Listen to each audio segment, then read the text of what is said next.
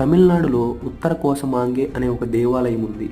ఈ దేవాలయంలో యాలి అంటే ఒక పెద్ద సింహం లాంటి రూపం కలిగిన పురాతన శిల్పం ఉంది.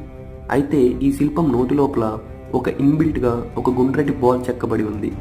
ఇక్కడ మనం గమనించినట్లయితే ఈ లోపల ఉన్నటువంటి బాల్ అనేది సింహం నోటి కంటే చాలా పెద్దది. కాబట్టి ఈ బాల్ని సింహంతో పాటే లోపల పక్క చెక్కారని మనకు అర్థమవుతుంది. ఒకవేళ అదే నిజమనుకుంటే అది కేవలం ఇప్పుడున్నటువంటి అడ్వాన్స్ మిషనరీ సహాయంతో మాత్రమే చేయగలిగిన పని. సరే, ఒకవేళ అప్పట్లో ఇలాంటి మిషనరీ ఉందనుకుందాం. కానీ ఈ శిల్పం లోపల ఉన్న రాయి, బయట సింహం రూపంలో ఉన్న రాయి రెండు వేరు. సింహం ఏమో గ్రానైట్తో చెక్కబడితే లోపల ఉన్నటువంటి బాల్ మాత్రం ఓనిక్స్ అనే రాతితో చెక్కబడింది. ఇలా చేయటం ఇప్పుడున్న టెక్నాలజీ యూజ్ చేసినా కూడా అసలు సాధ్యం కాని పని. కానీ 3000 సంవత్సరాల క్రితమే ఈ అద్భుతాన్ని ఎలా రూపొందించారు?